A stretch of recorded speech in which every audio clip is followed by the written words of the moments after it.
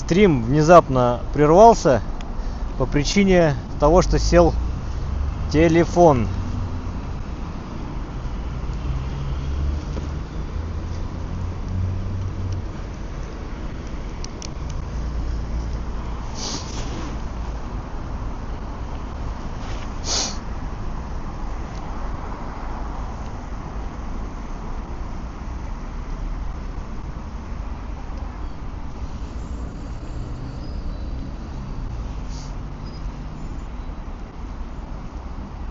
Так, не знаю, как у нас стрим-то пошел ли, возобновился ли, или это у нас...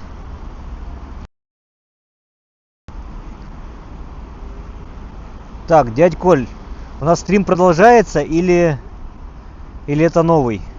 Я пока не понимаю.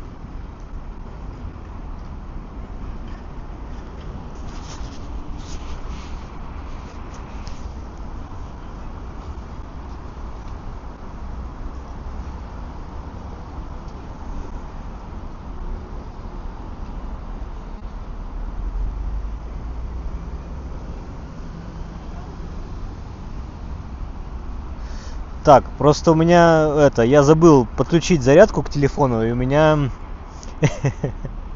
отключился. Я сейчас не понимаю, у меня стрим в каком формате? Это продолжение или это новый запустился? Если новый, то это плохо.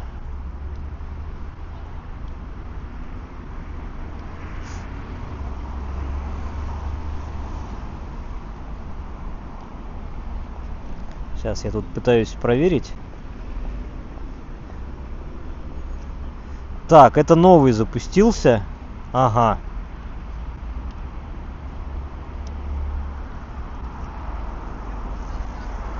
Так, друзья, ну, вторая часть. Да, приветствую вас на второй части прогулки. У нас форс-мажор. Я забыл подключить телефон к зарядке, и у меня он внезапно выключился. Стрим закрылся, я его продолжить не могу.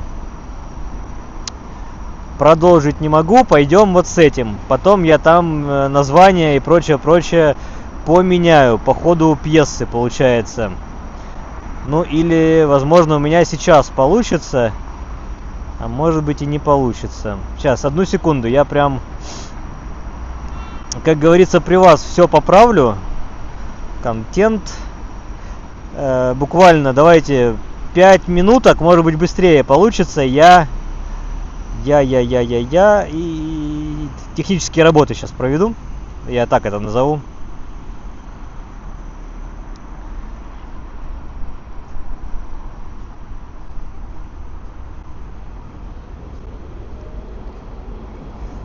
И пойдем дальше.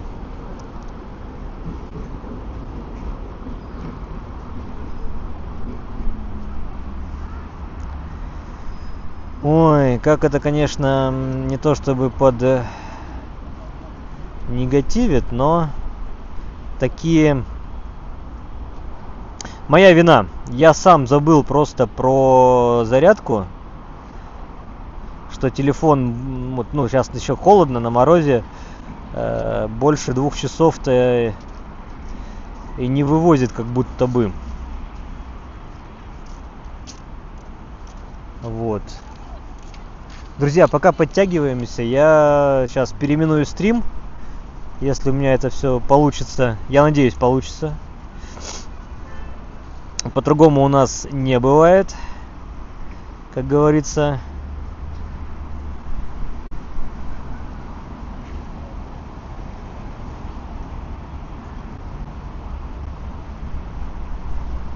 Надо просто чуть-чуть подождать. Так.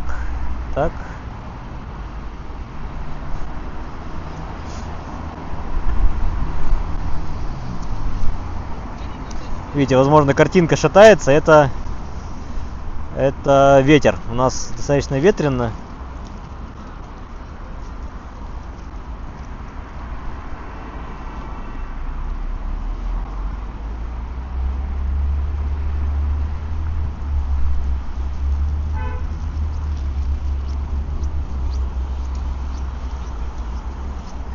Так, название поменял. Сейчас описание к трансляции тоже поменяю. Моя вина, я сам вот как-то, блин. Все, знаете, когда все хорошо, ты расслабляешься и упускаешь какие-то моменты важные. Так, лайв, прогулки.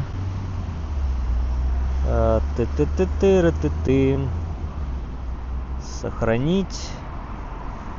Монетизация. Включить.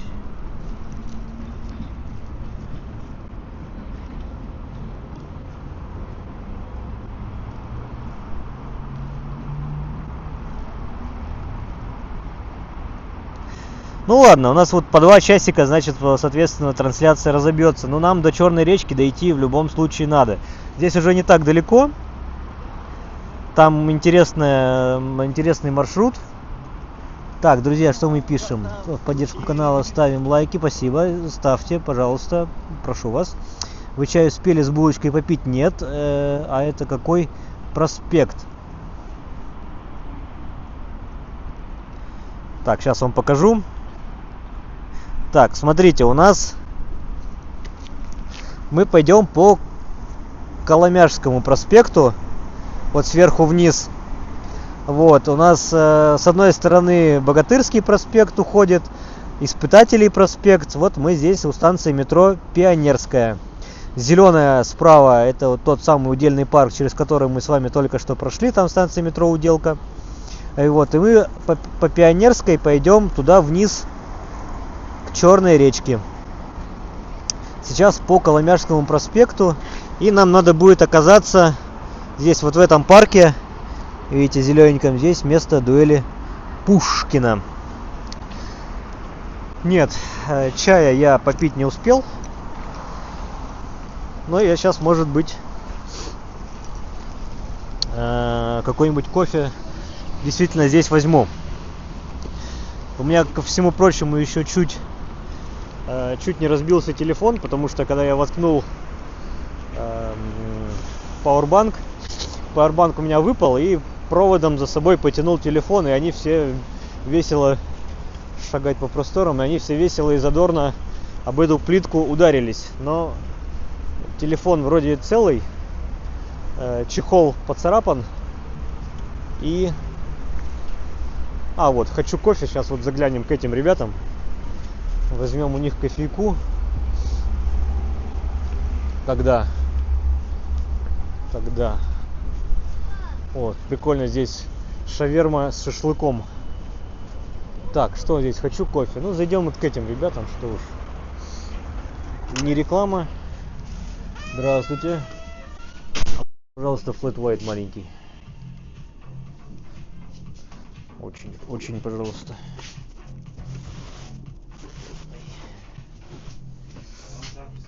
Два сахара, да.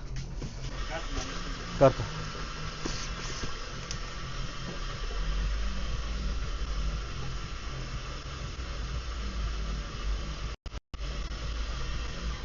Ой. Так, а что у вас перекусить можно? А эти круассаны и прочее, это все заморозка, да, наверное? Нет? Да. Ну, не заморозка, они так и ходят. А давайте с сыром тогда еще круассанчик. У нас роллы, пончики. А? Не, прям. Сейчас так. Быстро. Тут, да, или с собой? С собой. Ну, как-нибудь так, чтобы на ходу. Сырный круассан.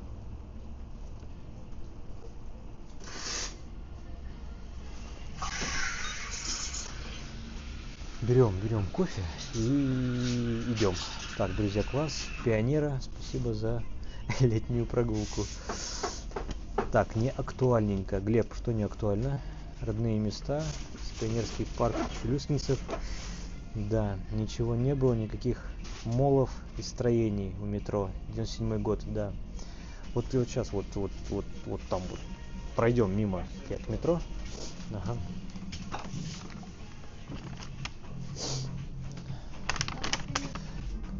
К метро я просто хочу к самому входу к метро подойти и вот этих пионерят у выхода. Почему у вас кофеек? А почему нет? Спасибо. Там уже поболтано? Или помешать еще? Да? Может помешать? Чтобы меньше заморачиваться. Так, все, я обратно упаковываюсь. Вот, видите, у меня вот такой громадный пауэрбанк, толстенный. Он у меня как рухнул. Он сам тут весь у меня теперь в коцках. Короче, на Авито не продам. И телефон за собой утащил. Так, как все растаяло в Питере у вас? У нас в Мурманске снег пока держится. Ну, блин, у нас +3. И вот эту всю неделю будущую тоже обещают, что будет +2, даже +2 днем. Так, а чего это приятно а чего против кофейка имеете? Никсон, пожалуйста. Что это тут? Вот. Будь здорова. Я собака. Иди сюда. Ну, на собаке, а я на пепси.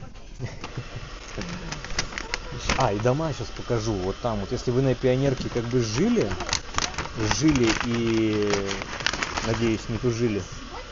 Так, ладно. Круассан я возьму, круассан я возьму, буду нести. Так, я про телефон и Powerbank. Не актуально. Так, flat out. Это что за зверь? Flat white. Flat white. Что за зверь?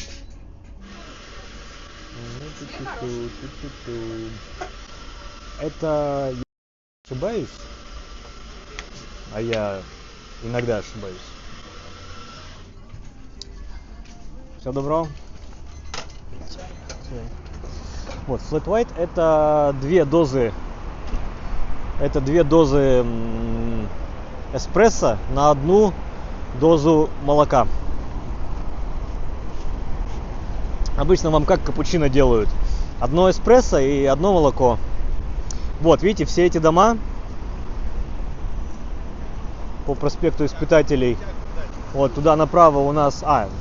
не здесь, Богатырский не здесь у нас уходит. Богатырский у нас после этого торговика нового. Так, сейчас вот здесь мы дорогу перейдем. Кстати, елку еще не убрали до сих пор. Поешьте. Я поем. Мы вот придем в парк, где была дуэль Пушкина, в очередной раз говорю. Я там, наверное, круассан скушаю. Никого не слушаю, круассан кушаю.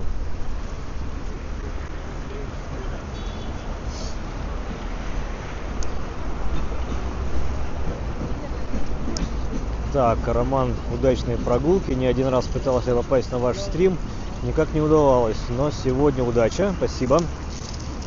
Все прогулки очень нравятся, спасибо. Григориус, спасибо. Так, Рутюб на всех телевизорах, Apple TV. Так, ну, видимо, у нас сейчас трансляция на Рутюбе, я даже не знаю, тоже, кстати, блин. Я не знаю, на Рутюбе она началась или нет, но если нет, как бы, то и ладно. Блин, я вот не знаю уже ничего. Сейчас подойдем к метро, я там камеру смогу поставить и проверю Рутюб еще.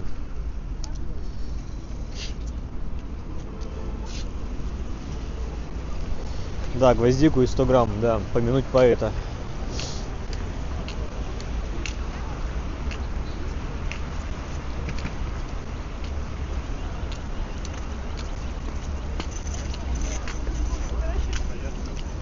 Так, выделенная трамвайная линия у нас имеется. 47-й трамвайчик. Нет, а пока куда ходила? Лёша тоже был? Вечером, что ли? Да, Видите, елка стоит, такой каркас искусственный.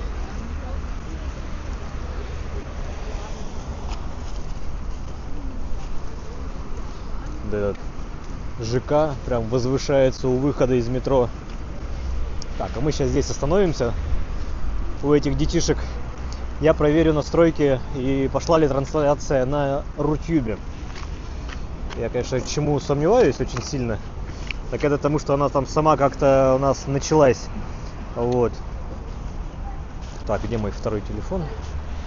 Я тоже первый раз попала на сам стрим. Обычно смотрела в записи, Татьяна говорит. Все работает.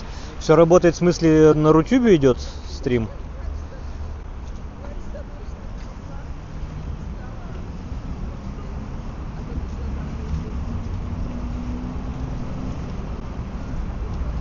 Или на Рутюбе стрим не прервался и он продолжился? Мне вот интересно.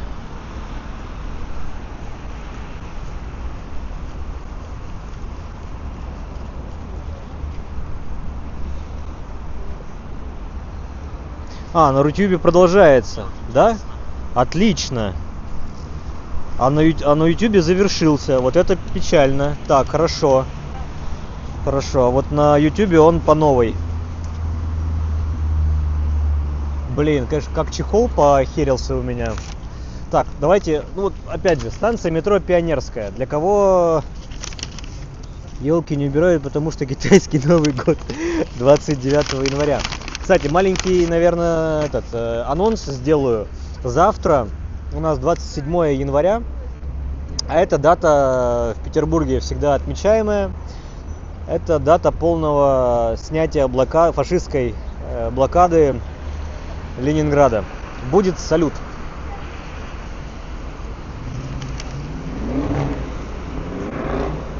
Будет салют, и я планирую салют постримить.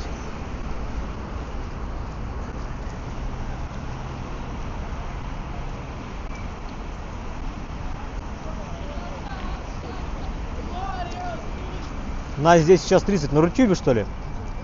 Отлично, отлично. Круассан в этом «Хочу кофе» выглядит нормально, а на вкус как будто прошлонедельный. Хотя бы его погреть.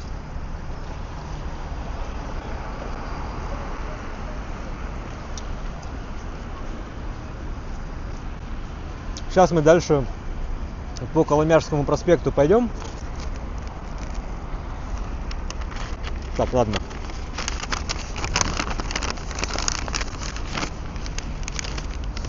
Долго стоять не будем.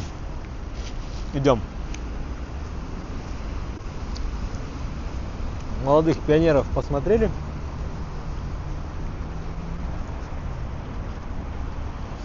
Никаких надписей не имеется, к сожалению.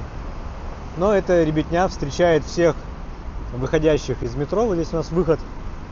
А там с правой стороны уже вход в метро. Как-то так. Ну и вот этот замечательный, ну, замечательный, я имею в виду в кавычках, просто как бельмо на глазу здесь выросло. Но опять же, просто непривычно. Если вы здесь будете первый раз, ну, наверное, вы это воспримете как должное. Ну и плюс его хотя бы обшили сейчас.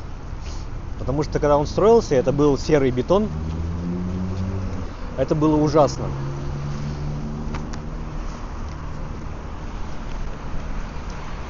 Так. У меня не хватает рук. И ног. Бляха-муха. Рук не хватает. Проверить надо. Так, все на месте, да. То я же думал, телефон оставил там у метро. Все, сейчас нам главное не проскочить. Там вот сейчас на светофоре перейдем дорогу на противоположную сторону дороги.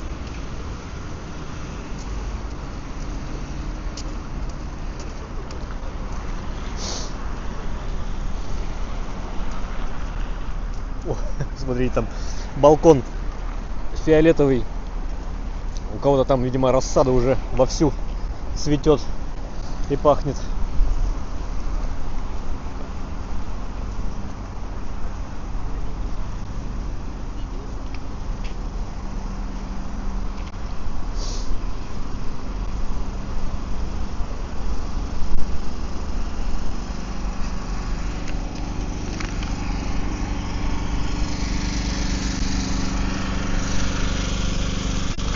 Вот, а чаще я Flat White беру, если про кофе, то он просто покрепче. Я как-то вот привык Вот здесь у нас как раз за углом уже начинается Богатырский проспект. Наверное, в перспективе там будет видна Лахта-центр. Это самый высокий небоскреб в России. Посмотрим. Не помню просто, виден он в перспективе или не виден.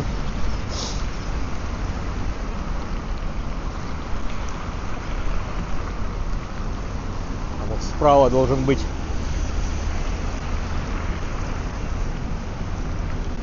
Опа, виден. Давайте я вам приближу.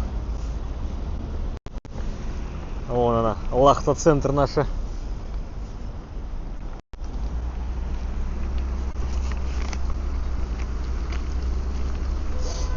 Опять солнышко пытается выглянуть.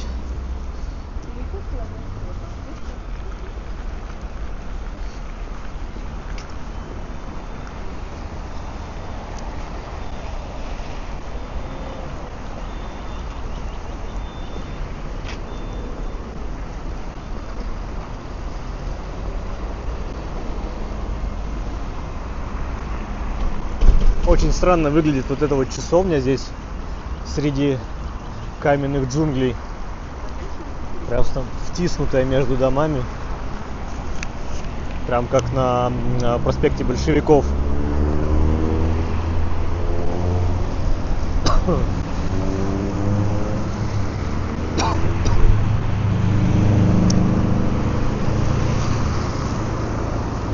Тороплюсь, подавился кофе, видимо тут кто-то против, кто-то мне тут зла желает.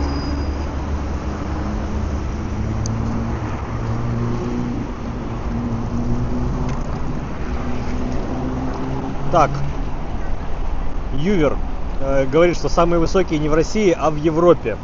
Но одно другое не исключает, поэтому не вижу противоречий. Противоречий не вижу.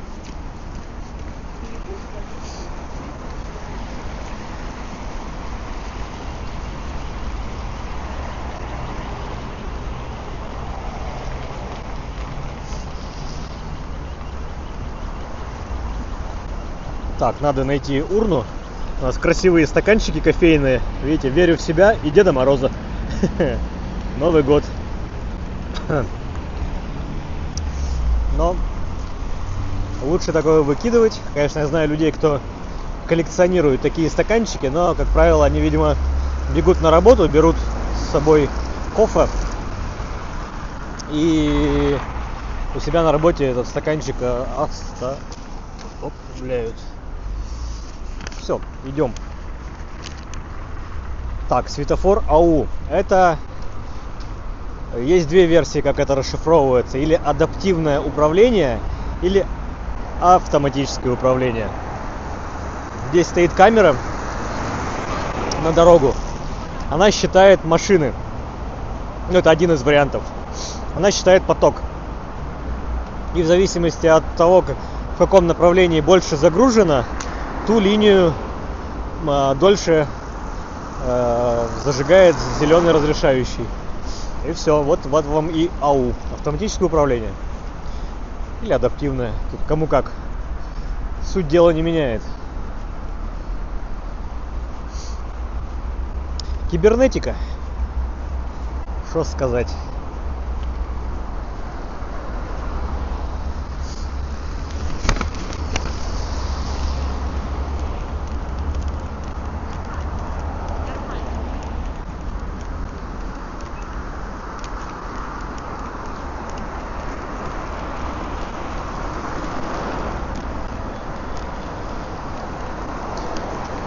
Кто только что подключился, мы продолжаем прогулку. Это вторая часть стрима.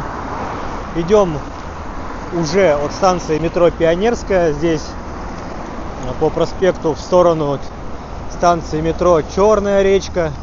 Кстати, там вот я вижу во дворе еще один купол, еще одну луковичку, еще один храмик.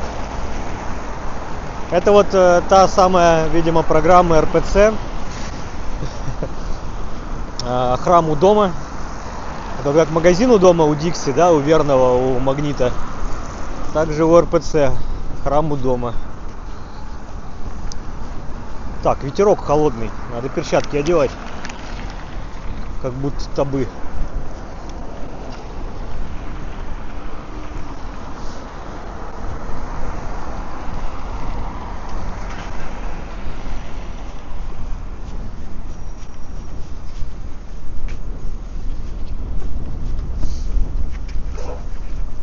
Здесь зеленые автобусы. Обычно вот у нас все вот такие бирюзовые, а тут сегодня тут зеленый автобус. Маршрут номер 76.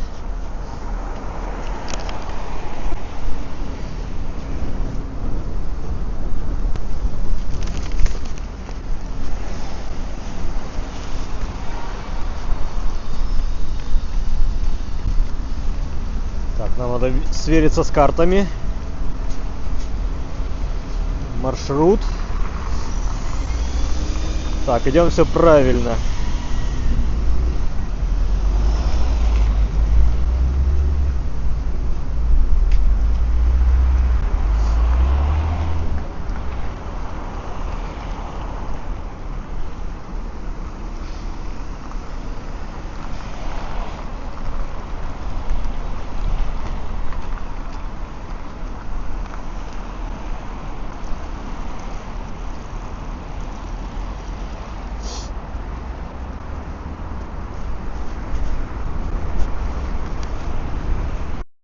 Так, ну блин, у меня круассан еще недоеденный.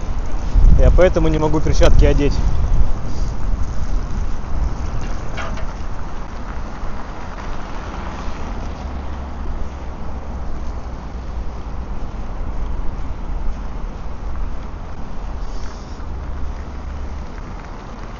А одеть-то очень хочется. Я что-то подозреваю, нам потом придется чуть ли не по этому виадуку идти, что ли, как будто бы. Я вот здесь очень давно не ходил, а когда ходил, это было ночью. В диком, почти студенческом возрасте. И мы шли по этому мосту, как будто бы верхом. Ну а здесь уже вот прямо этот сквер, место дуэли Пушкина с Дантесом. Довольно унылый пейзаж здесь, однако, говорит, люблю Петербург, видите, любит Петербург, а пейзаж унылый. Нет, товарищ, ты не прав. Да нет, ну слушайте, ну а чего, вот у нас такие забавные башни многоэтажки, круглые. Там далее тоже вот это все, Пионерка, все дома 2000-х годов, бизнес-центры из металла и стекла. Но это скоро все закончится. Мы подойдем к Черной речке. Там у нас уже Каменноостровский проспект, Каменный остров, Петроградка.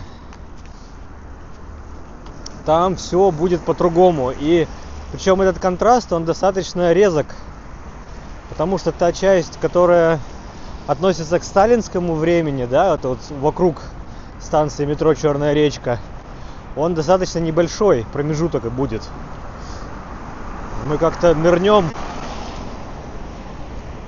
из одной исторической эпохи в другую.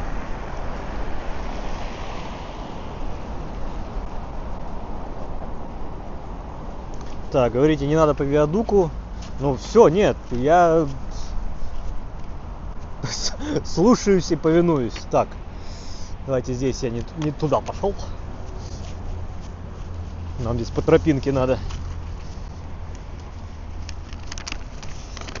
Просто вот там с той стороны железная дорога, и там вроде как ее никак не преодолеть.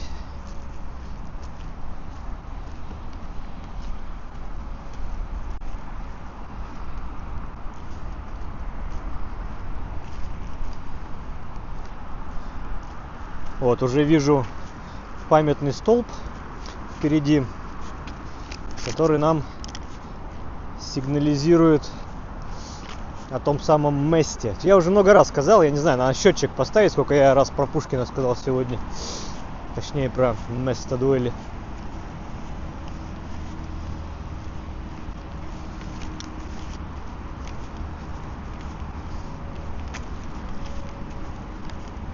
В одном из прошлых стримов, когда что-то мы про Пушкина вспоминали, я там начинал эту тему, что задумайтесь, куда был Пушкин ранен, в какую область, и что эта вся дуэль была из-за женщины, точнее, даже не за женщины, не так. Пушкин оскорбил Дантеса, назвав его не мужиком, и что тот вообще, как мужик-то, и не может себя проявить в женском деле, в деле с женщинами, скажем так. И это была дуэль чести, и Дантес целился Пушкину в пах, но промазал, попал вниз живота.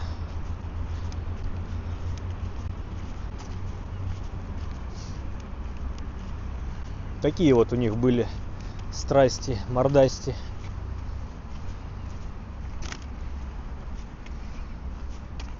Вот на этом месте, в этом сквере, ну теперь это сквер, тогда это был лес, тогда это был загород. В целом Пушкин об этом месте, ну, наверняка знал, потому что здесь как раз каменный остров, дачи. Пушкины несколько лет снимали там себе дом на лето. Там на каменном острове есть церковь, в которой были крещены дети Пушкиных.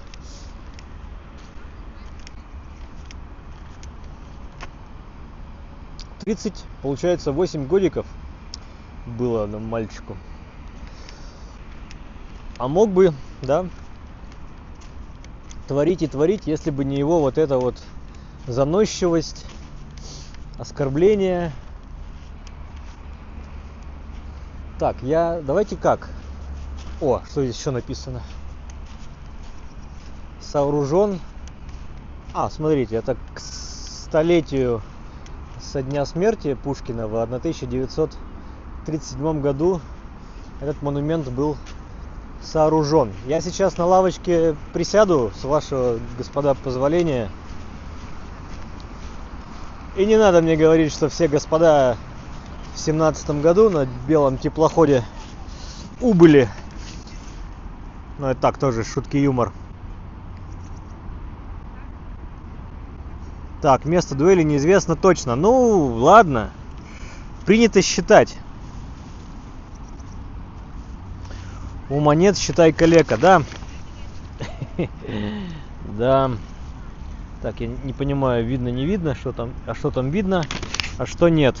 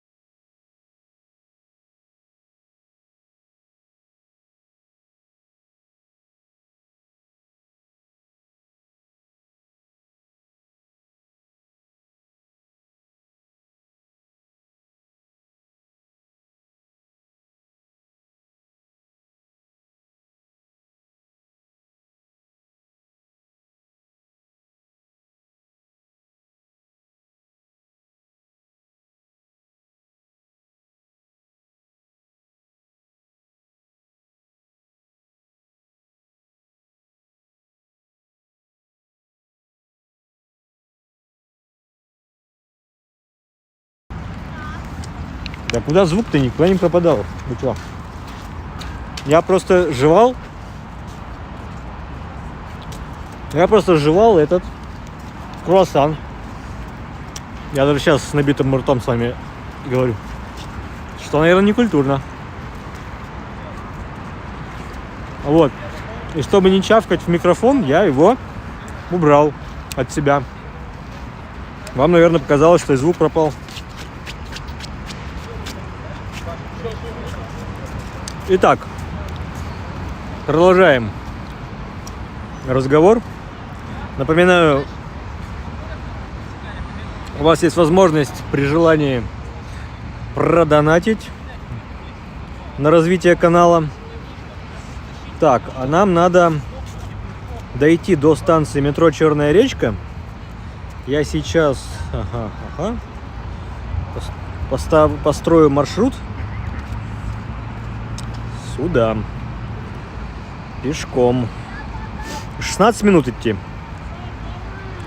Да, на виадук нас не гонит. Возвращаемся на Коломяжский проспект.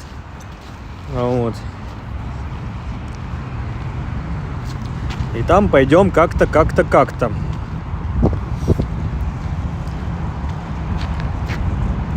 Даже шум улицы пропал в момент. Но это, не знаю, это может шумодав так отрабатывал. Ну, окей, спасибо, что все равно дернули меня. Вот, что здесь еще есть? Здесь еще есть... Ага, не буду тут мешать. Вот.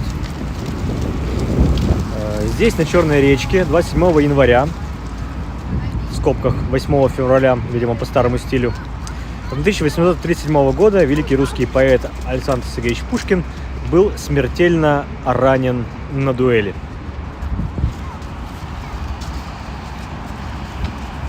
И строки Лермонтова.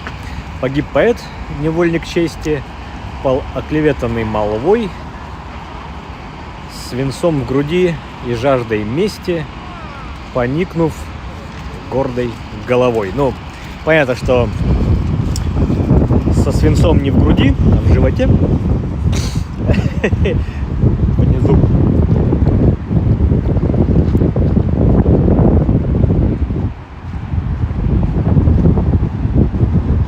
Сейчас опять ветер немножко подзадувает. Подзадувает. Я, кстати, сам вот здесь... Я вот как-то шел по виадуку. Я по низу здесь никогда не ходил. И здесь очень самое смешное, что когда этот виадук строился, то там мост проходит прямо рядом с жилым домом. И там людям за счет города, ну или кто там строил этот виадук, поставили пластиковые окна. А в те года, так скажем, такое было дорогое удовольствие. То есть не каждый мог себе позволить. Ой, опять, смотрите, опять под мостом здесь у ребят... Так, ищу камеру тут. Скейтбордистская площадка сделана. И там вон выдают пируэты. Прикольно. Здесь уже, кстати, оживленная. Вот на Уделке я проходил, мы проходили, там никого не было. А здесь ребятня катает. Петр Первый, привет.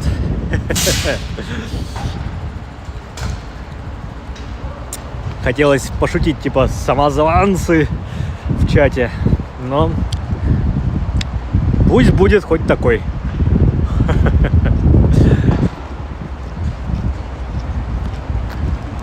Убит, к чему теперь рыдание? Ну, да.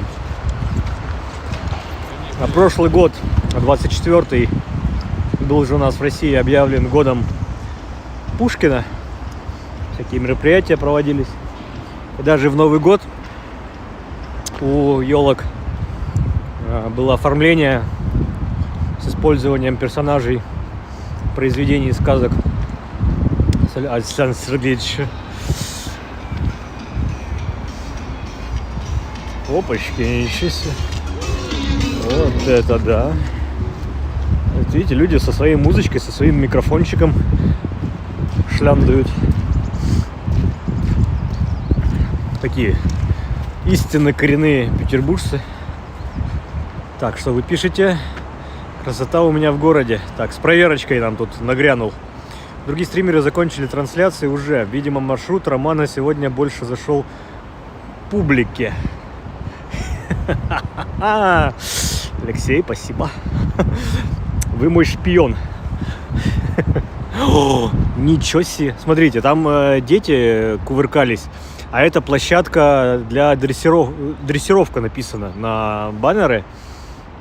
И здесь горки, лесенки, всякие рампы, окна вот этой овчарки, как в Советском Союзе.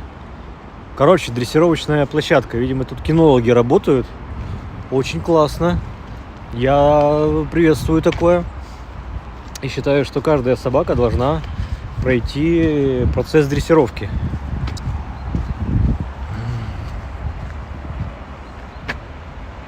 А правда, вчера реально был день студента. Ну, Петр.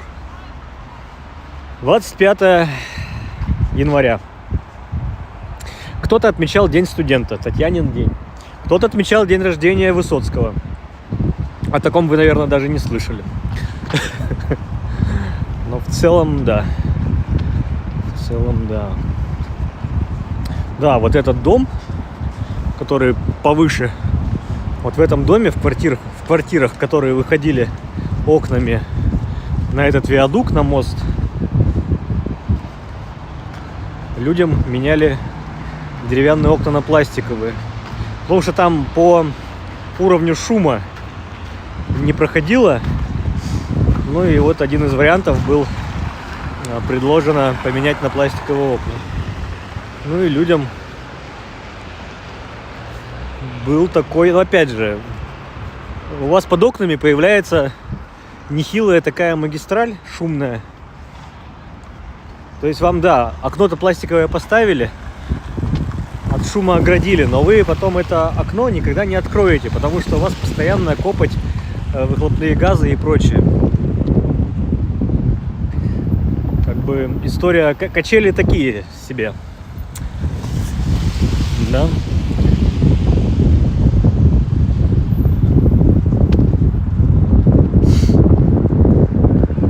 Опять же, если говорим про стримы, я-то думал, мы за 2 часика управимся. А мы только 2 часа по Уделке ходили, ну вот по району Удельный. А еще был план дойти до Пионерской, от Пионерской дойти до Черной речки, зайдя на место дуэли Пушкина и Дантеса. По виадуку идти можно, а вот тут всяким пидоргам ездить по тротуарам тоже можно. Что поделать. Вот. И по виадуку-то идти тоже можно. Там пешеходные дорожки. И там даже, может быть, по нему было бы прикольней. Он виадук через Черную речку у нас, получается, идет. Мне пора. Могли бы беруши просто подарить. Да, такой подписку на беруши. Уезжаешь отсюда, беруши забирают. Хорошо гуляем. Да, Петр Первый, подписывайтесь, колокольчики ставьте, чтобы не пропустить следующий стрим. Ой, вы посмотрите, это вот, ну, насколько надо быть любителем безопасности, что на 2-м, на 3-м этаже поставить себе решетки на балконе и на окнах, еще и окна заложить. Ничего себе. Это что за кошмар?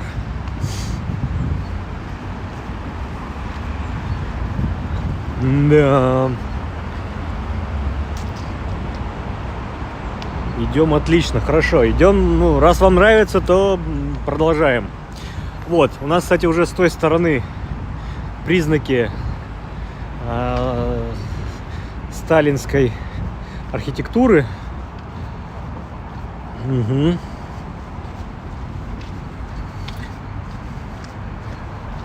Точнее сказать, поздней сталинской, еще до хрущевской. Тем более до брежневской. Вот здесь, с этой стороны реки, это уже как-то по современнее. Такое ощущение, что какие-то 70-е года. А с той стороны Черной речки это у нас конец 50-х, начало 60-х годов архитектура.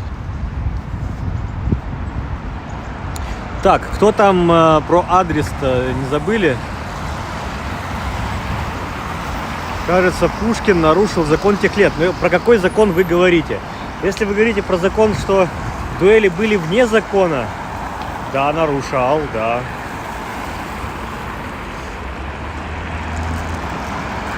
И не он один, секунданты, сам Дантес, все нарушили, все участники.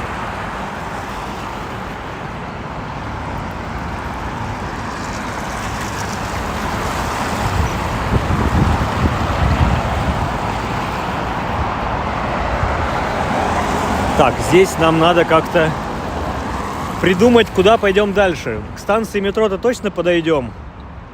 Точно подойдем. На ваши предложения жду.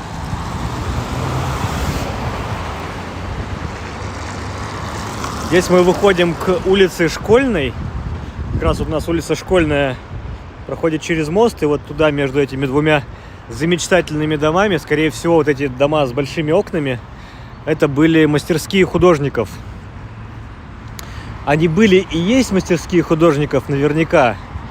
И до сих пор действующие мастерские относятся к союзу художников. И те, кто в этом союзе художников состоит, причем художники там могут разного быть направления. Кто-то живописью занимается, кто-то, возможно, гончарным делом или еще какая-нибудь история. Ну и там вам могут выделить мастерскую. У вас будет маленький какой-нибудь закуточек, но зато вот с такими грандиозными окнами, громаднейшими, в 2 яруса. Так, дорогу перебегать не успеваем, да и постоим, просто поозираемся. Ну и, друзья,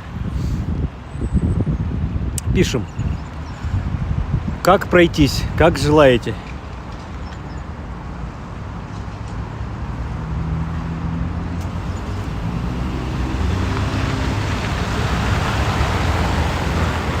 Сама речка Черная, вот она, подо льдом. Ну вот у нас наша Черная речка.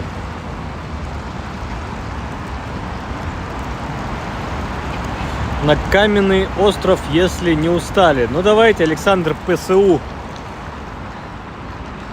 Давайте тогда дойдем до Петроградки, до станции метро Петроградская. Как вам такой? Просто на каменный остров, именно на Каменный или на Петроградку через Каменный?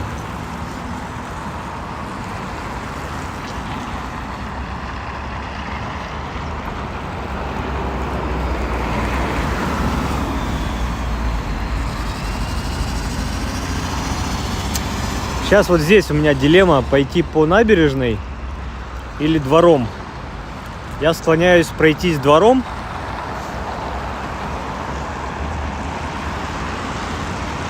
Когда-то мы уже ходили от Черной речки до старой деревни, вот в том направлении. Как раз шли между улицей Школьной, улица Савушкина, Приморское шоссе, Приморский проспект. Короче, петляли до Датсана. Дошли до Тибетско-Бурятского. В дикой природе, когда поступки пытаются еще ее захуярить. Знаешь, что самое странное? Ты себя чувствуешь на текущего нет? Потому что там было очень много каменных валунов. Поэтому остров Каменный и назвали. С винтовок загонять. Дворами интереснее и тише. Да, лучше двором. Ну, вот сейчас как раз метнемся вот туда между домами. Там во дворе должна быть школа. вроде как. Вот этот район мне тоже нравится. Здесь в целом неплохие дома, квартиры здесь, как я и говорил, 3-метровые потолки, кухни еще не маленькие. Александр М. Адрес 2 раза писал в чате. Вазовский 3. Так, секунд. One second. Сейчас я забью.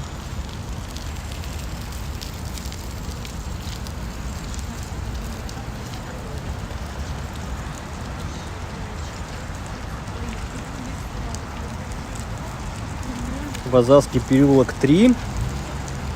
О, далеко.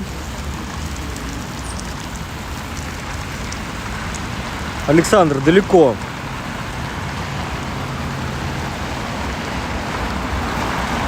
Это нам прям туда, на Выборгскую набережную надо будет дойти. А-ка, подождите, это новый дом. Это вообще новый дом. Это же бывшая территория завода, который сейчас застраивают.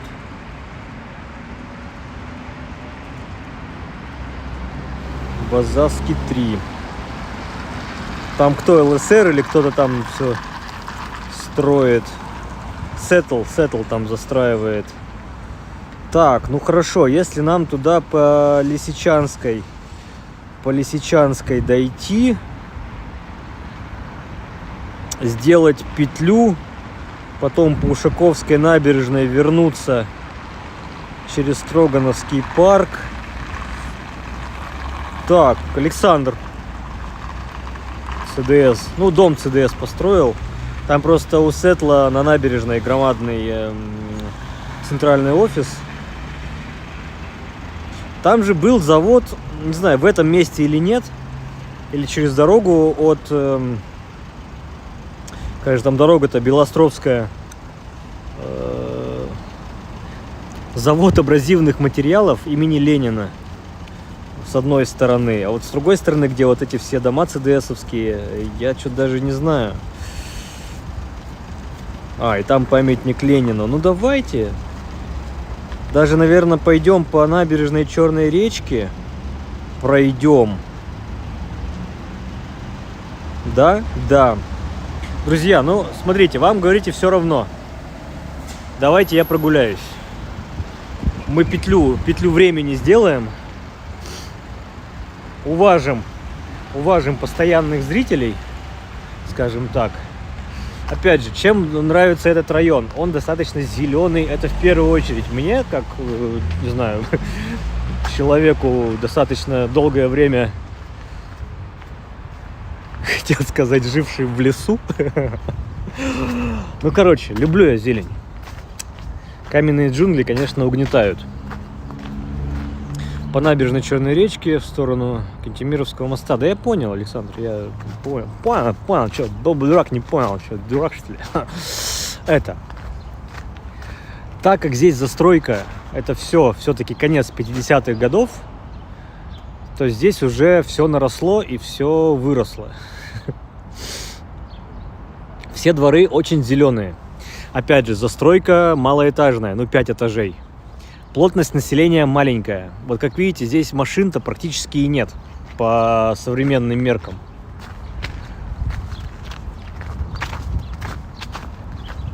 Здесь очень уютно. Летом, когда листва гасит, во-первых, шум, во-вторых, пыль, в-третьих, просто глазу приятно. Ну и квартиры-то неплохие, дома неплохие. Здесь толстенные кирпичные стены. Конечно, у нас и панельки есть неплохие, а есть плохие. Естественно. Вот, и что еще большой плюс? А, да, вон как раз школа эта. Со своей котельной когда-то. Вот. Что еще хорошо? Здесь непосредственно, конкретно здесь. близко к метро. Я, конечно, боюсь представлять, сколько здесь стоят квадратные метры. Но вот у кого-то, посмотрите, классно, да? Балкончик небольшой и 2 кресла. Никакого хлама. Просто вышел, выпил кофейка, покурил, если вы курите, и все. А к станции метро Черная речка... Да, вот мы как раз к станции метро идем. Там мы через подземный переход перебежим.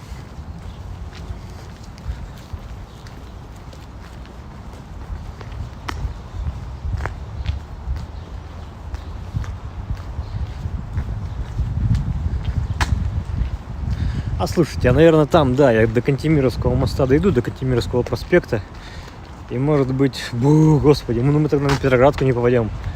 Я просто на Черную речку, на Лесную, станцию метро Лесная. Туда уйду. Не знаю, сейчас решим. Потому что мы уже час идем. Итого в сумме мы уже 3 часа гуляем. Я не хочу повторять рекордов.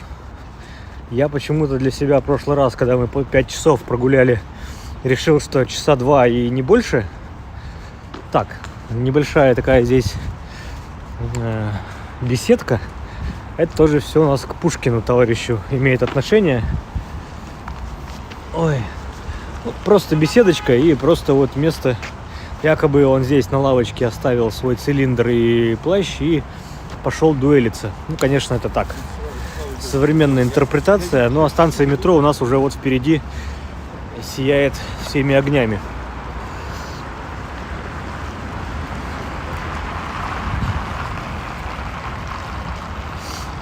Так вот, про 3 часа. Я думаю, мы от силы еще часик. Ну, блин, просто меру тоже надо знать. У нас улица Савушкина уходит в том направлении. Прямо по ней можно оказаться у Лахта-центра. То есть у нас там сначала будет станция метро Беговая. Ну и от Беговой еще минут 10 вдоль домов. И вы выходите к Лахта-центру. Добраться можно здесь, сев на трамвай. Видите, мы как раз переходим трамвайные пути. И на трамвайчике можно до Беговой доехать. Не подумайте, не новострой. Хорошо отреставрированный дореволюционная дача.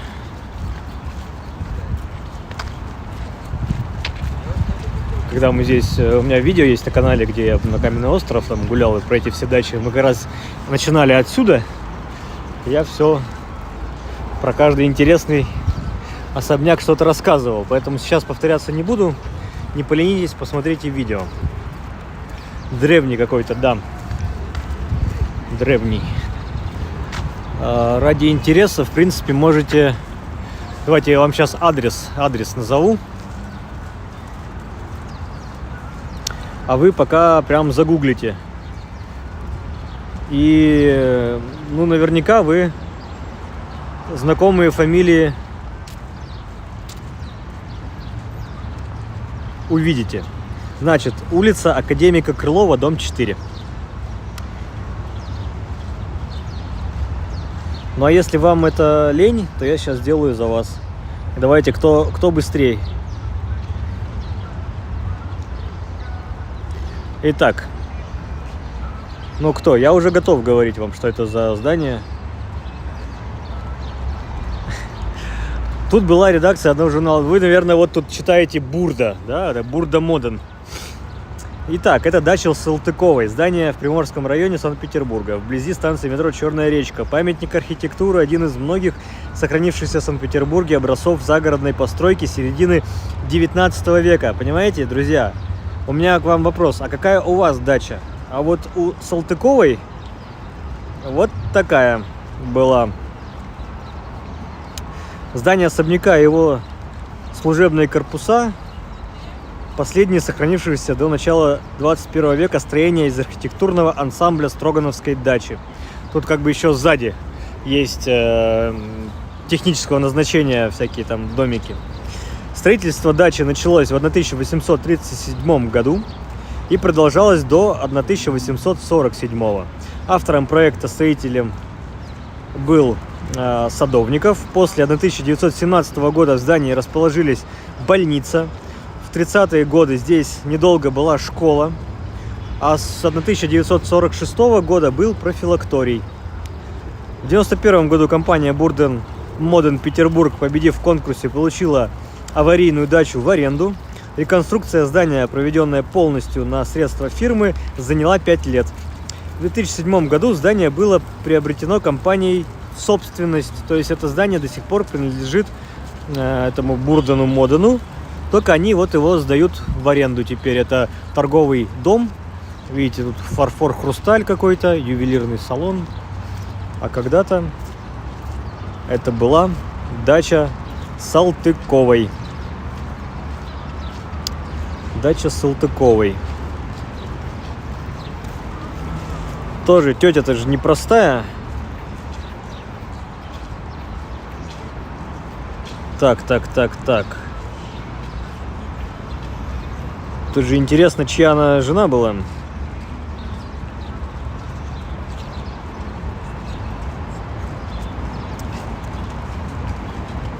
Ну ладно, задерживаться не будем.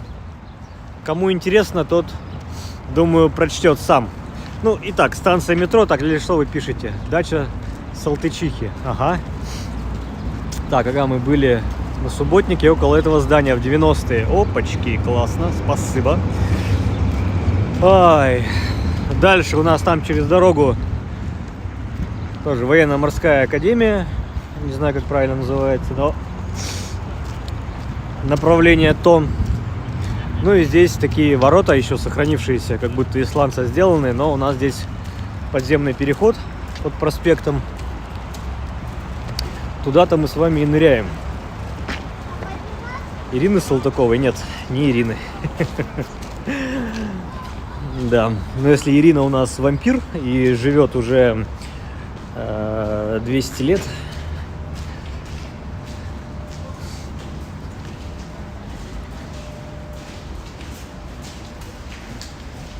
а мы двигаемся, сейчас выходим на набережную Черной речки, пройдемся.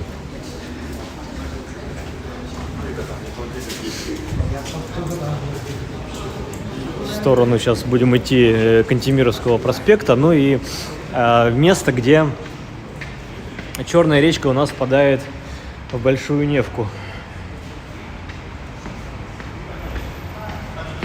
Так, здесь я, наверное, пойду по левому берегу. Сейчас перейду мост.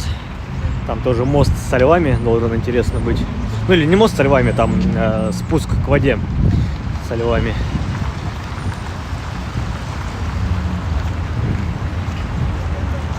Да, елки до сих пор стоят. И у Пионерской стояли, и здесь у Черной речки стоят. И на площади Восстания, кстати. Ну, по крайней мере, в пятницу елка стояла у метро. Чернореченский мост называется. Место, где мы с вами сейчас идем. Ну и вот те самые забавные львы. Сейчас я поближе к ним подойду. Утки. У нас тут лед вовсю. И утки ползают. Здесь их прикармливают. Видите, тут чайхана, может, что-нибудь им там подкидывают. Ну и так народ хлебом угощает. Львы. Про львов надо не забыть. Такая инсталляция, они в темное время светятся, по-моему. А нет, не светятся, просто железная, как будто из арматурин. Гнутые левушки, крылатые. Лицо бы их показать вам. Вот такие. Зубастые даже. Зубастые. Ну и вот здесь утки с голубями Даже с дроздами. Это ж дрозды тут еще ползают. Я думал, это воробьи, а это дрозды. Как будто бы. Картина, дрозды прилетели. Что-то клюют. Что-то кушают, не знаю. Ладно, двигаемся.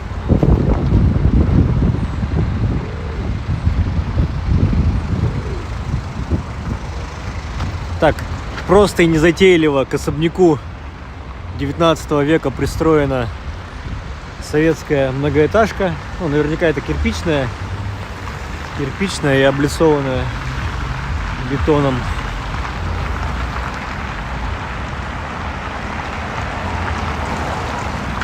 Кантемировская улица, не проспект. Ну окей, знаете, я тут, знаете, даже я Руставели, например, там могу улицей и проспектом назвать. Да, придерживаюсь того, что суть дела не меняет. Знаете, есть в Мурино, вот когда я там гулял, там у них есть проспект Авиаторов, называется. От проспекта там одно название.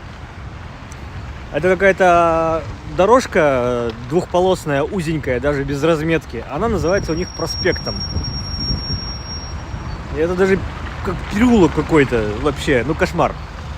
Здесь же, да, Кантемировский. Ой, Кантемировский, да, Кантемировский. Это же здоровая, многорядная улица, которая идет мост, ну, упирается в мост здоровенный, широченный. И по всем признакам, ну, это проспект. Но на картах это улица. Окей. Возможно, кого-то сбиваю с толка, да? Кто-то там будет искать название. Тихомировский рынок жив.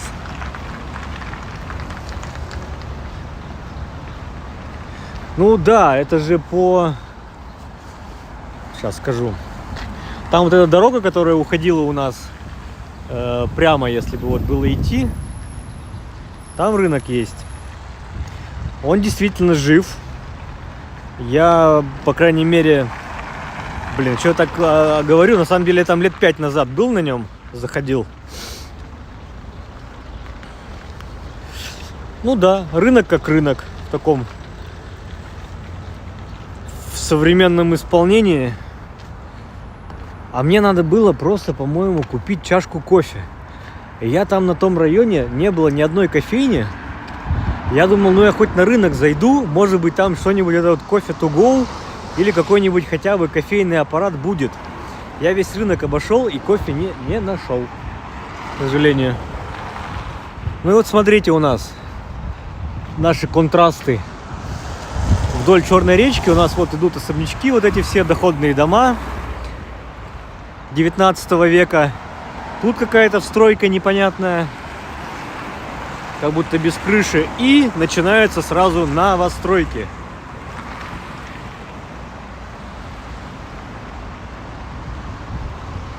Так он современный. Ну, современный, это же советских времен. Современный. У нас все рынки в советские годы были перестроены. Даже тот самый Кузнечный. И то вроде место-то то, а рынок уже не тот. Там Андреевские ряды, одна история. А Василеостровский уже в советское время построен. Тот же Приморский рынок. Были деревянные ряды, но в камень в советское время был переделан.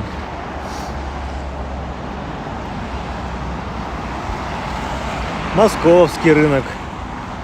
Это все колхозные рынки были в советские годы. Я уже не говорю там про северный, про южный. От северного-то ничего не осталось. Южняк-то на месте. Это ж такая оптовая, овощная, продуктовая история, на котором закупаются очень многие кафе, рестораны и перепродаваны из Средней Азии. То есть на Южняк приезжают фуры громадные, а уже на южном рынке все торгаши, которые у метро овощами продают, ну, продают овощи, они все на Южняке затариваются.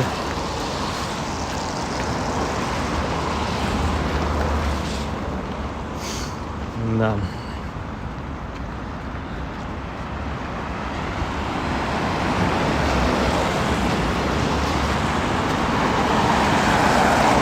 Вот, какой-то легенда строит ЖК «Черная речка».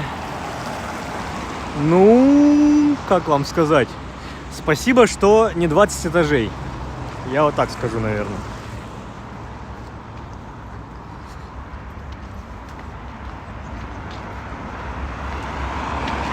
Но место, правда, хорошее.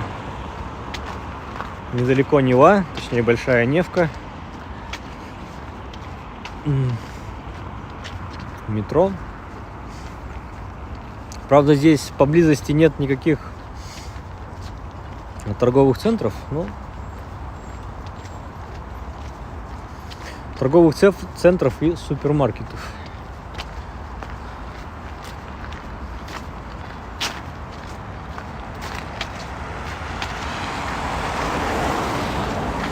Так, Строгановский мост. Здесь был этот парк, и на этом месте была дача Строгановых. Строгановы же не одна мадемуазель была, целое семейство. Батя ж тоже непростой, сами понимаете, товарищ был Строганов. Здесь у них мыза была, да, или как это называется правильно? Хуторок такой у них был свой.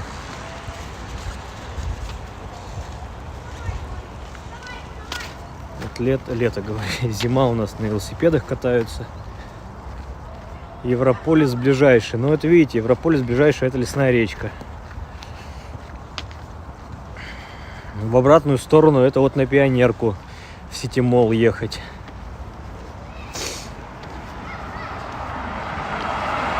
А и все, дальше только туда, в сторону Коменды. Но это в любом случае по Савушкина куда-нибудь гнать до старой деревни, до Гулливера.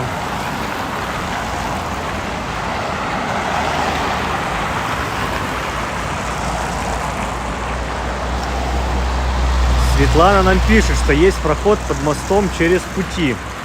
Светлана, вы в каком месте сейчас нас смотрите? Пожалуйста, перемотайте стрим на... Напишите Светлане, что она с отставанием смотрит. Она как будто бы мы еще там, у места дуэли. Или я ошибаюсь? Лесная речка. Это я сказал Лесная речка? Или станция метро просто Лесная?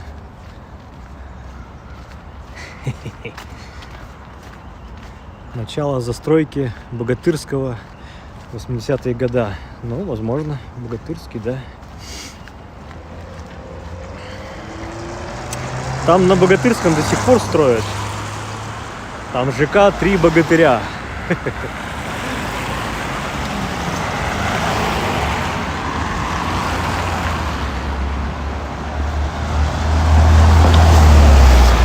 Азимут, да. Ну, сорян.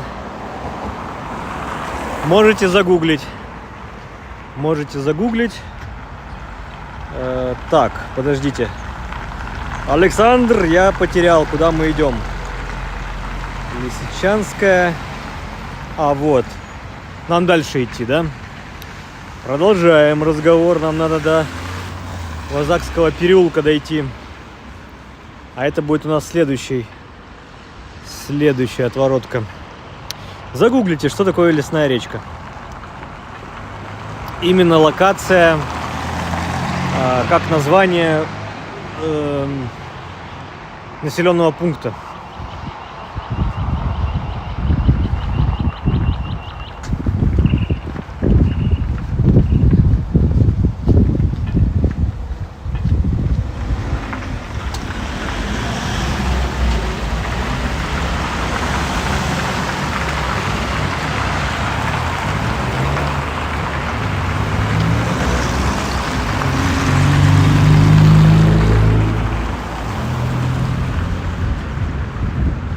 Ну так, знаете, от метро не близко. Идем преимущественно вдоль дороги, что мне никогда не нравилось. Есть риск, что тебя что-нибудь обольют или вот это нюхать выхлопные газы.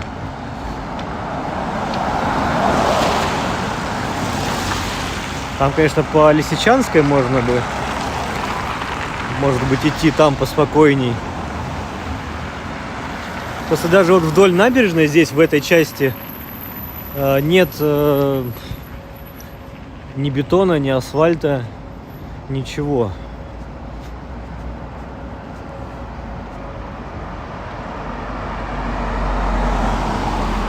Кругом лес с медведями, да. Если б все так было.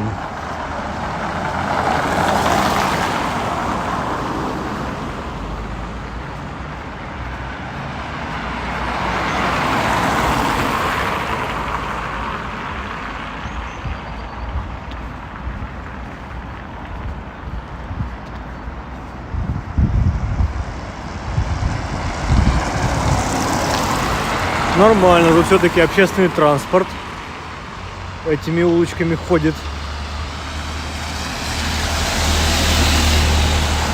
Хорошо.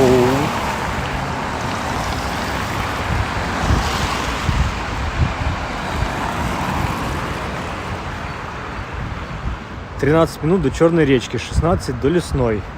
Ну да, вы тут как-то посерединке. И тоже тогда получается удобно. Надо на синюю ветку, на Черную речку побежали, да? Надо на красную, пошли на Лесную. А у меня, видите, это с Лесной речкой, видите, сложилась Черная речка и станция метро Лесная. У меня получилась Лесная речка. Ну и что, вот мы где-то вырулили. Александр, который дом? Бизнес-центр Инком.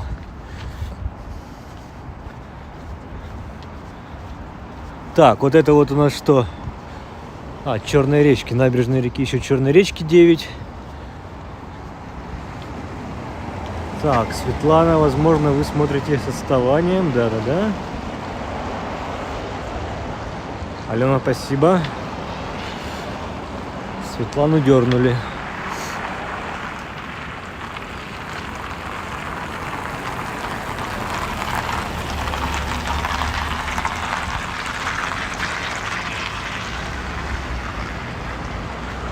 И тут еще интересные тоже строения. Во дворах еще старинные остались.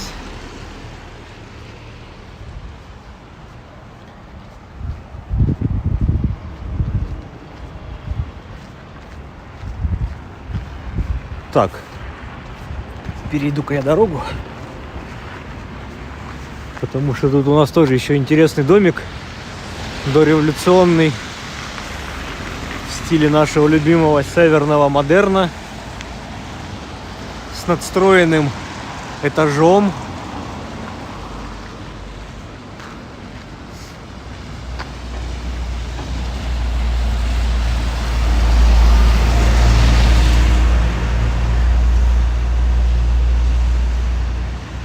Ну вот как, Александр, я скажу как есть, ибо чего, умеющий складывать 2 плюс 2 поймет.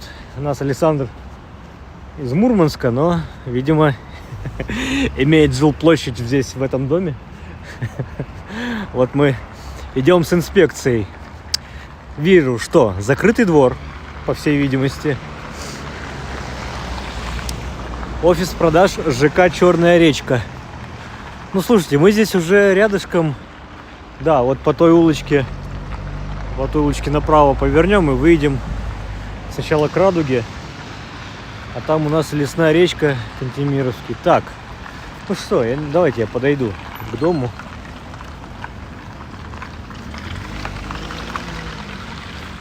К забору. У вас тут что, газ есть свой? Вижу желтую трубу. Неужели газ? А зачем вам газ? А, нет, это просто труба.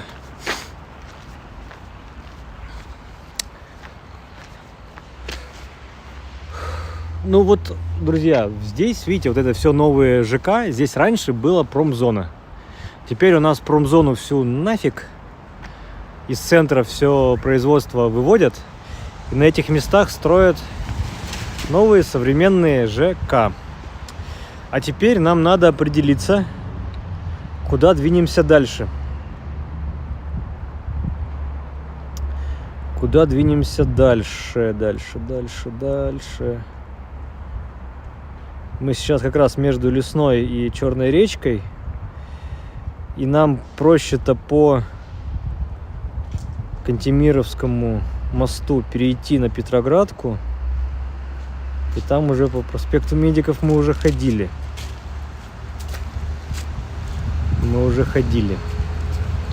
Так, ладно. Друзья, я направляюсь к метро. В целом. В очередной раз могу взять вас с собой.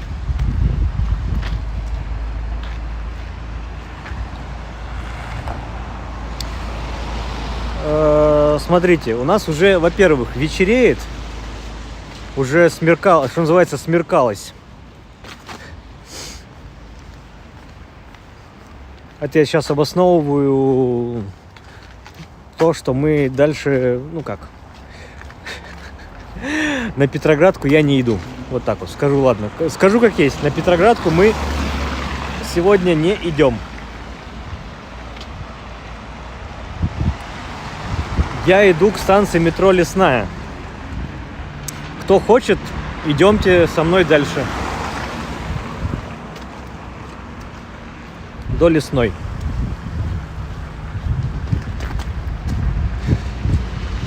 Во-первых, у нас все-таки уже темнеет, смеркается.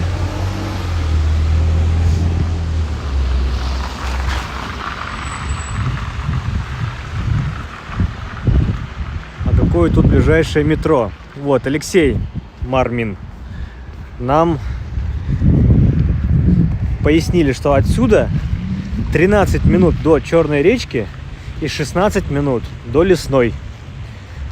Здесь 2 метро. В принципе, пешая доступность, согласен. Но я бы, наверное, вот по Ланской. Да, Ланская у нас вон там. А это что-то что-то с озерами связано. Но не суть. Такие у нас новые ЖК строятся. Вот, на Белоостровской в сторону площади Климова. И по Кантемировской до Лесной. Да, Александр, именно так я и пойду.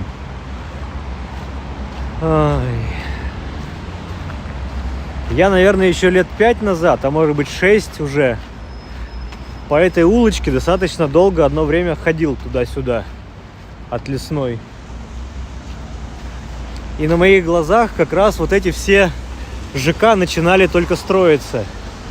Сноситься старые корпуса заводов, возводиться заборы.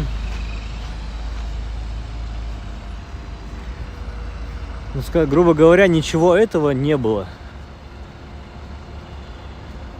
Так. Да, до Лесной, наверное, самое правильное решение. Тут ходил, не знаю. Я от Лесной обычно, знаете, начинал. Уже чуть ли не 2 раза стримы от Лесной. Ну, получается, будем сегодня заканчивать в стороне Лесной. У меня уже голова чешется от шапки. Ой, ну-ка, хоть на себя посмотрю, сейчас шапку снял. Опачки, вот это нормально, да? Что-то там меня придавило, надо подстричься пойти. Ладно, все, не буду.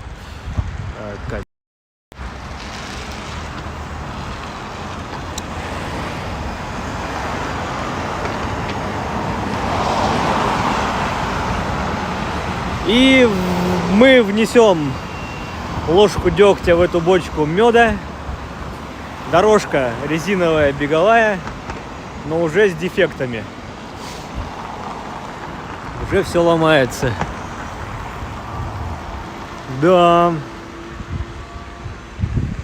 какая станция метро ближе к центру, Лесная или Черная речка? Где, на ваш взгляд, лучше жить, если выбирать между этими станциями? А смотрите, а что выбирать? Вот, район между Лесной и Черной речкой. И Черная речка там. Вот, район между. Тут не надо выбирать. Ближе к центру, но опять же, я так вам отвечу, что... А что такое для вас центр? Давайте вот с этим определимся с понятиями. Что для вас центр? Идем до метро по домам.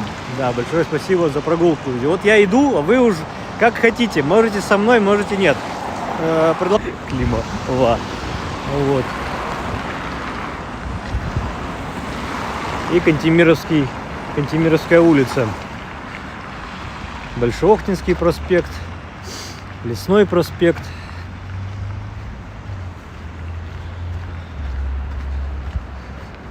Ой, так. Где лучше, Лесная или Черная речка? Смотрите, весь такой момент. Насколько далеко вы будете от метро? Просто в районе самой Черной речки там новостроек нет. Только вот эти дома можно там отнести к району Черной речки. В сторону Савушкина там ничего новостроек нет. Там или старенькие, там или старые немецкие так называемые коттеджи. Ну, в общем, такое себе. Станция метро Лесная тоже в округе самой. Пока что ничего...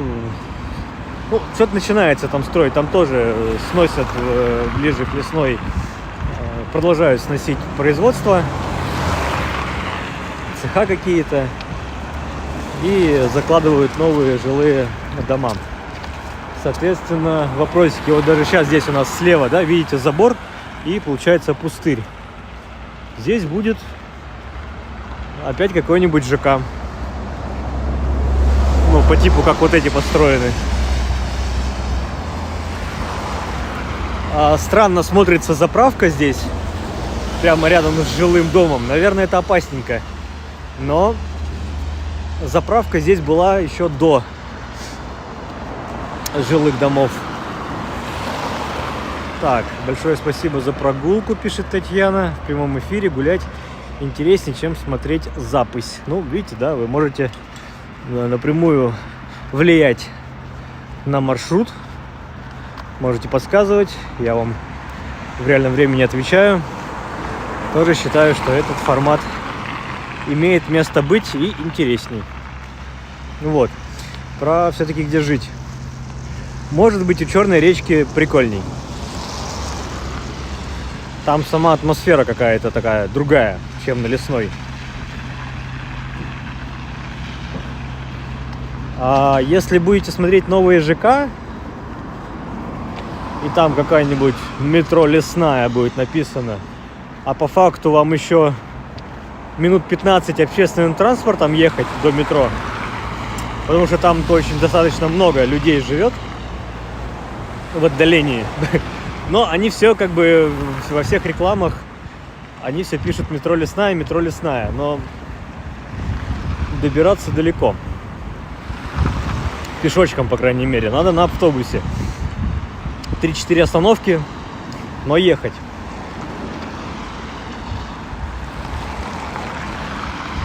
Так что сложно, слушайте, сказать. Я сторонник того, что если вы все-таки там соберетесь, ну, во-первых, у вас какая может быть мотивация? Купить себе жилье, переехать? Или вы захотите купить... О, как она запарковалась классно. Или это еще паркуется? Вот. Хотите купить инвестиционную квартиру, да, под сдачу?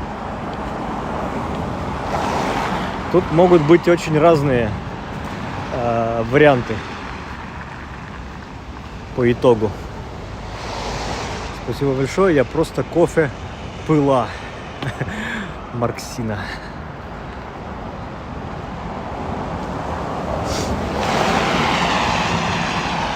О, даже впереди там еще виднеется, как раз краны стоят. Там тоже новый ЖК строится. А буквально до недавнего времени там какой-то был полуразвалившийся корпус, какой-то производственный, непонятный, короче. Оп, смотрите, как чинят дороги. Положили асфальт, пожалуйста. В Петербурге, пожалуйста. Да, это, наверное, технология такая. Я не знаю. Так надо было кому-то.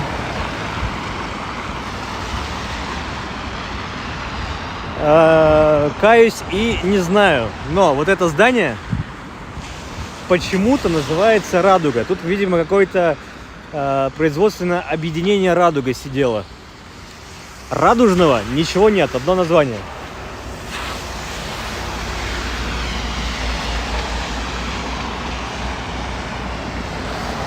Но здесь на Кантемировской улице, уже ближе к Кантемировскому мосту, там две по обеим сторонам улицы. С одной стороны, господи, ну короче, радиоэлектроника военного назначения производится.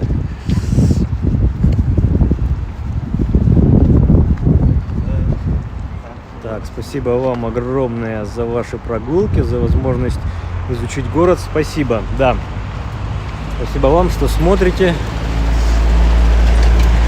Подписывайтесь, ставите лайки.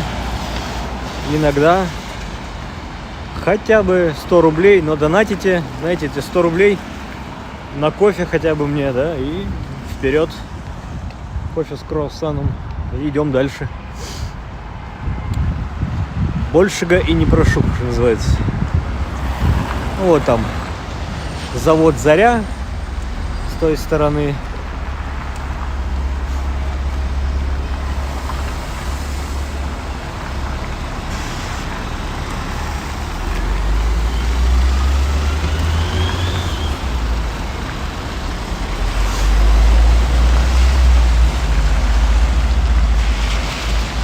Такого вида площади у нас, да, вы понимаете, что не в прямом таком восприятии площади, это какое-то поле, на котором нет ничего, да, а это просто развязка нескольких дорог. В центре вот у нас круговое движение, в центре кругового движения елочки. Арендовали в новостройках на Казакова. Из крана бурая вода. В Лахта также. И песок летит с пустырей. Да. Опять же, видите, что я начинал эту тему. Если вы жить собираетесь для себя, обязательно, ну вот вариант. Приедьте, снимите квартиру на месяц. И поживите месяц в этом районе. Вы в полной мере ощутите все прелести, плюсы и минусы этой локации. Не просто на один день, да, вы как турист приедете, а вы прям поживите и проживите этот месяц там. Вы тогда поймете, ваше это или не ваше. И опять же, район району рознь, город городу рознь. Время может неподходящее быть. Вот. Если вы как инвестиционную квартиру под сдачу собираетесь, да, вот даже вот наш Большеохтинский проспект туда направо уходит, и то вдоль него уже новостройки натыкали.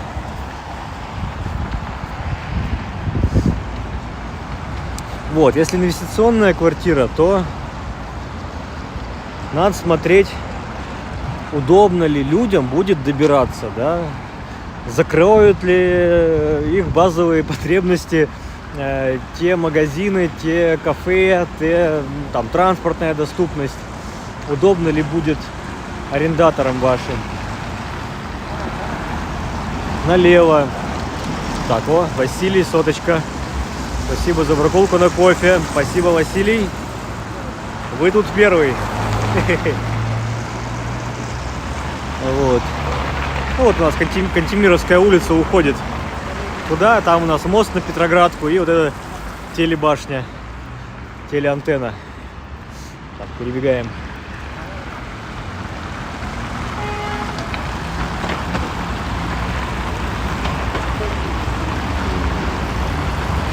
Кстати, когда мы с вами ехали на электричке в самом начале от Балтийского вокзала до Удельной, мы как раз вот по этому мосту на электричке проезжали.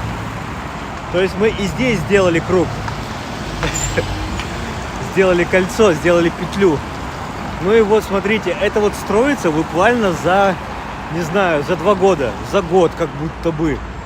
Понимаете, когда есть деньги, строится мгновенно и как на дрожжах растут дома.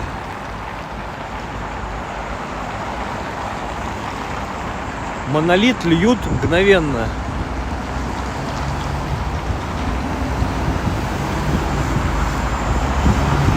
Лучше старые дома смотреть, новые дома плохо строят в основном. Там еще ремонта на миллионы потом. Ну да, слушайте, тут же как бы есть дома, которые в черном ключе, есть в сером ключе, есть в белом с отделкой. Тут как повезет, ну как повезет, как вы выберете, за что готовы заплатить, да, вот. А старые дома, ну а как старые дома? Вы наверняка все равно будете ремонт делать под себя. Вы, наверное, будете там, не знаю, там, может быть, проводку менять, может быть, штукатурку отфигачивать. Тут уже тоже такой вопрос. Будете это в старом фонде? Под старым фондом я имею в виду дореволюционные дома. Там тоже с ремонтом. Офигеть. Ну и смотрите, тут вот это все, это тоже промзонка была. Я сейчас, вот мы еще мост пройдем, там слева стройка началась. Очень долгое время был пустырь. Там был вырыт котлован. Видимо, в 90-е годы что-то хотели построить. Ну, может быть, 90-е, может, начало 2000-х, не суть. Вырыли котлован, но на этом деньги кончились. А может быть, и убили кого-то. Ну, собственно, стройка-то не пошла. И там было какое-то болото. Вот электричка.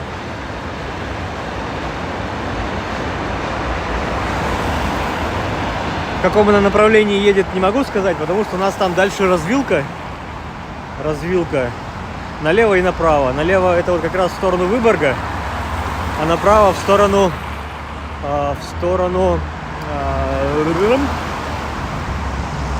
господи, озеро. Ладожское озеро, господи, в сторону Ладожского озера. А там еще дальше развилка. Или Ладожское озеро, или Сосново. Туда, на север уходит. Ну вот слева, да, у нас дом строится. Вот здесь был очень долго котлован. Много-много-много лет. И все, пожалуйста. Так. Даже на прогулках Роман показывает, как куски стен падают прямо в новостройках. Это я в Кудрово показывал. Ну как, это случайно, я же не специально. Там мы по Кудрово шли, и там, опять же, кусок стены-то, это была облицовка, по-моему. Клинкерный кирпич, или как это называется. Там, да, был кусок на 2-м этаже, который выпал наружу. Ну как снега нет, а это что? Это снег, пожалуйста.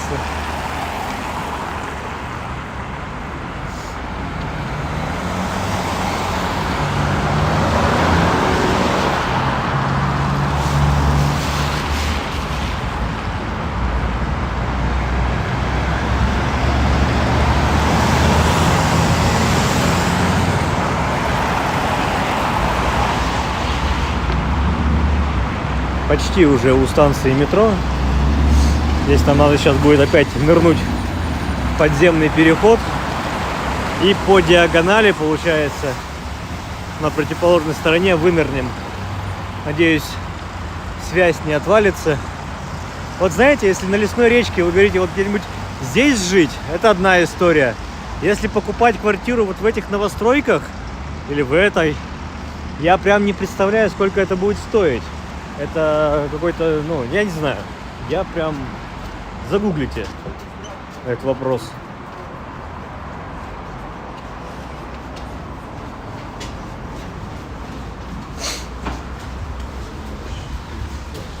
Здесь можно туда пойти, сюда, но мы там на следующем повернем вправо.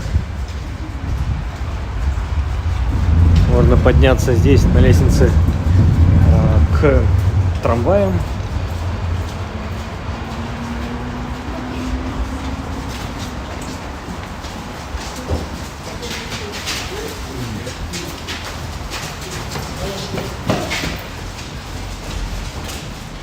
Что-то все в переходе закрыто вдруг. Видимо, они работают только по будням. Странно. Ну, в будни здесь просто много людей ходит. Все к метро, из метро. Нет, орешки работают. Вот.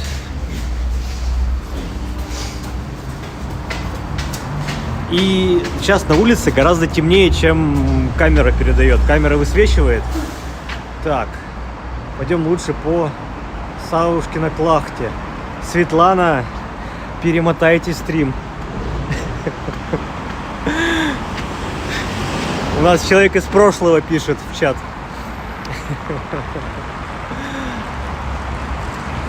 Юрий Просвет присоединился. Это ж дом специалистов. Еще до военной постройки там шикарные квартиры. Который? Юрий, вы-то сейчас про который говорите? Про этот? Про этот дом специалистов? Согласен. Здесь хорошие хатки. Да. И вот в том слева от метро. Вот у нас станция метро уже вот-вот. Уже закат солнца. Да я думаю, уже солнце куда надо, уже закатилось. У нас такое сумеречное пограничное состояние. Вот. И очень много домов, которые приписывают станцию метро Лесную, они у нас вот там Европолис, большой торговый центр, и они за ним, там еще ехать и ехать. Там раньше был тоже пустырь, какие-то могильники или еще чего, короче, отходы какие-то там сохраняли. Роман, привет. Алексей Юшин, привет. И привет, и пока. Соответственно, у нас что? У нас все. Сколько можно, как называется. Я здесь уже присяду.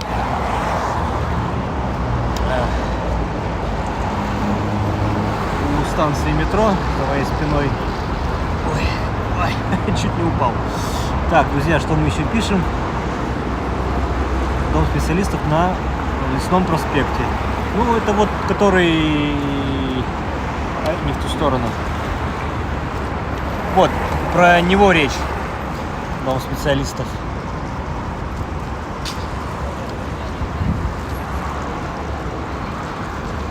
Так, давайте, я потихоньку буду сматывать удочки.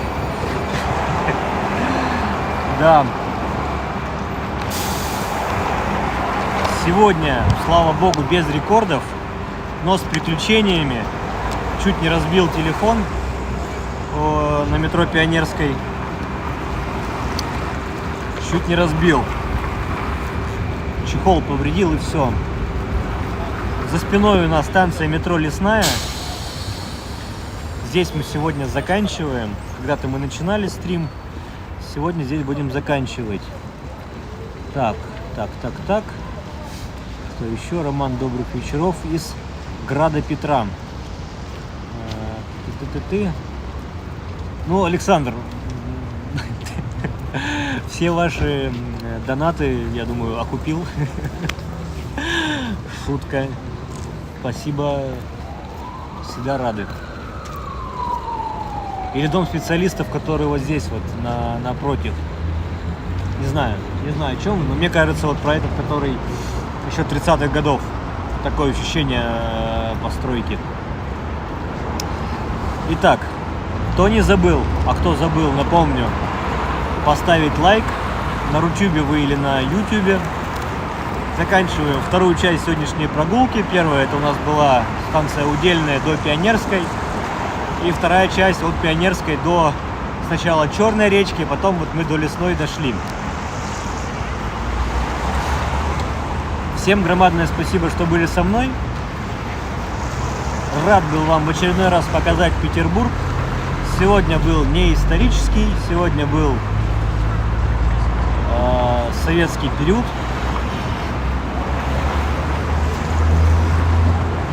Спасибо большое. У Лесной есть рядом неплохая кулинария. Ну, кушать я уже не хочу. Круассан-то я тут перекусил, перехватил, сейчас домой. Вот. А кто еще способен и в состоянии, можете кинуть донатик. Ссылки все есть в описании. Так, часы мне говорят, что можно завершить тренировку. Я говорю, да. Сейчас они обработают маршрут, и я в телеграм-канале выложу трек, по которому мы сегодня шли. Там с графической такой, в общем, мультипликационный. Так, спасибо, посмотрю запись. Ну, да, лайк поставила, но можно еще и, если не кинули донатик, кинуть. Там все варианты есть. Это или на карту, или по ссылке. Вот. Или еще как-нибудь. Все, заканчиваем. Убегаю. Почти в закат. Но нет, в метро.